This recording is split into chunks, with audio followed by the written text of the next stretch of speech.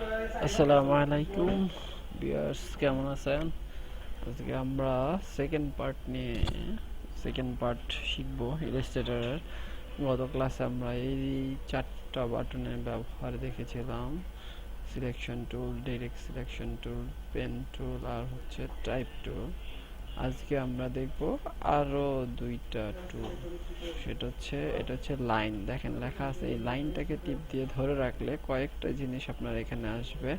এই যে লাইনে ক্লিক করলে এই যে আপনি যখন এইভাবে টান দিবেন তখন লাইনগুলো আঁকা বাঁকা হবে, একদম সোজা হবে না। একদম সোজা করার জন্য শিপ ধরে টান দিতে হবে। শিপ ধরে টান দিলে লাইনগুলি সোজা হবে। দেন হচ্ছে এটার মধ্যে আরো কিছু আছে, এই যে আর কার্ভ আকারে যদি আপনার দরকার হয় কোনো কিছু, এগুলো টেনে দিতে পারেন। ওকে, দেন হচ্ছে এটার মধ্যে স্পাইরাল আকৃতির, এই যে এখানে ইচ্ছা করলে আপনি রেডিয়াস মানে কার্ভটা কতটুকু হবে এটা ফিক্সড করে দিতে পারেন। আর যদি না চান এভাবে টান দিলে হবে। দেখেন, ওকে। গ্রিড, এটা দিয়ে হচ্ছে গ্রিড টানবেন যদি আপনার গ্রিড লাগে। দেন হচ্ছে রুল, এই যে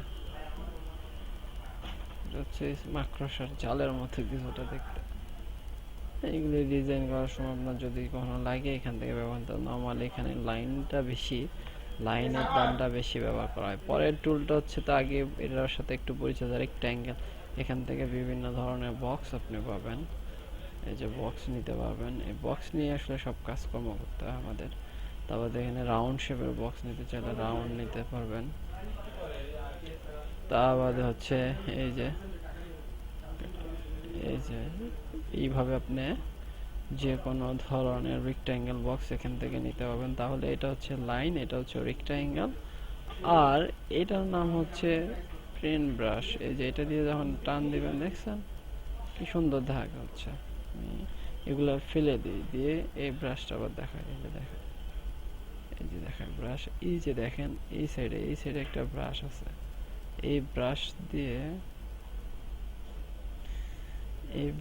এখান থেকে আপনি কিন্তু সিলেক্ট করে দাগ দিতে পারেন। এই যে দেখছেন, যেটা সিলেক্ট করবেন আপনি সেটার মতো হবে।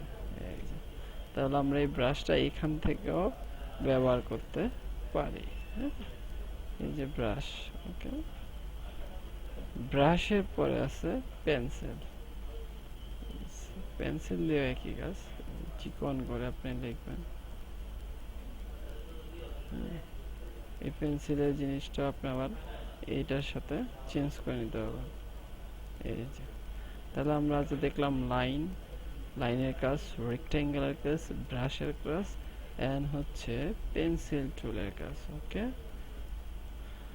ওকে, এই চারটা টুলস প্র্যাকটিস করতে থাকেন। এরপরে নেক্সট আমরা আবারও নেক্সট ক্লাসে দেখা হবে। আল্লাহ হাফেজ।